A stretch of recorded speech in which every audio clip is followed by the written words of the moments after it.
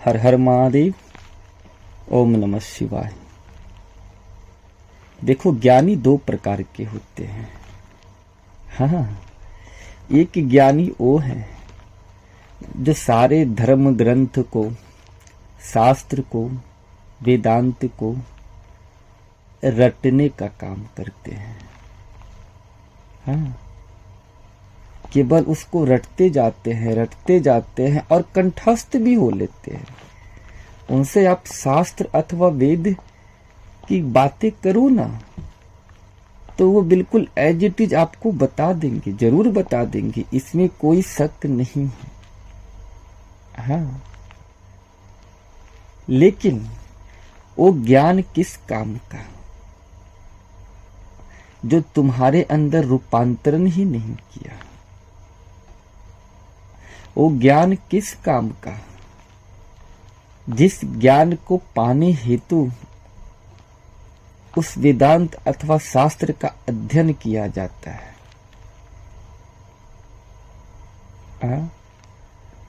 किस काम का? तो ऐसे व्यक्ति वेदांत, शास्त्र, उपनिषद अथवा कोई भी धर्म ग्रंथ पढ़ते हैं ना, तो उसके पीछे उनका उद्देश्य पता है क्या होता है? केवल एक ही उद्देश्य होता है कि मैं ये इस जगत में ज्ञानी के रूप में जाना जाऊं, लोग मुझे ज्ञानी समझे, लोग मुझे ज्ञानी माने। हाँ,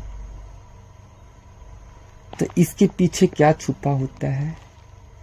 प्रसिद्धि की कामना। हाँ, ज्ञानी होने का अभिमान। ठीक है, इससे ज्यादा कुछ नहीं। और देखो, स्वामी रामकृष्ण कृष्ण परमहंस जी ने ऐसे ज्ञानी के बारे में बहुत सुंदर सा एक वाक्य बोला है। उन्होंने पता है क्या बोला है? कि ये ऐसे तोते होते हैं। तोता पता है ना? तोता सारा दिन राम राम कृष्ण कृष्ण करते रहेगा, परंतु जैसे ही बिल्ली आकर के उसका गला पकड़ेगा ना, वो अपने मूल स्वभाव और मूल स्वरूप में वापिस आकर के टे टे टे करने लगेगा, है ना? तो जो व्यक्ति शास्त्र अथवा वेदांत का अध्ययन केवल ज्ञानी होने के लिए करते हैं, वास्तविक में वो ज्ञान किसी काम का नहीं रह जाता है।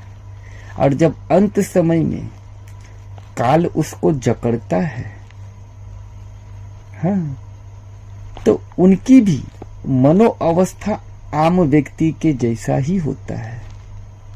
उनका ज्ञान उन्हीं का उद्धार नहीं कर पाया। ऐसा ज्ञान किस काम का? और एक ज्ञानी वो होते हैं जो शास्त्र, वेदांत अथवा उपनिषद की अध्ययन इस प्रयोजन से करते हैं कि इसमें कौन सा वो रास्ता है जो हमारे रूपांतरण का कारण बन सकती है। इसमें वो कौन सा ज्ञान है जो हमें मूल ज्ञान के साक्षात्कार में सहायक सिद्ध हो सकती है। हाँ, और वो उस ज्ञान को सिर्फ जानने तक सीमित नहीं रखते हैं। वो वेदांत अथवा शास्त्र को स्वयं में धारण करते हैं, न कि उसे जानने तक सीमित रखते हैं। ठीक है? हाँ, सारे धर्म ग्रंथ को वो स्वयं धारण कर लेते हैं। तो एक इस तरह का जो ज्ञानी होते हैं ना, वो विरले होते हैं। वो बहुत उच्च कोटि का प्रारब्ध और गुण लेकर के पैदा हुए होते हैं। उनकी पिपासा ज्ञानी होने की नहीं है, उनकी पिपासा प्रसिद्धि पाने हेतु नहीं है, अपितु उनकी पिपासा उस सुख की प्राप्ति है जो सुख हर अवस्था में, हर परिस्थिति में एक समान रहता है। हाँ, उनका उस ज्ञान पाने के पीछे प्रयोजन साक्षात्कार की होती है। उस तत्व को जानने और उस तत्व को साक्षात्कार करने के लिए होती है, जिसकी साक्षात्कार इस मानव जीवन की एकमात्र लक्ष्य होती है।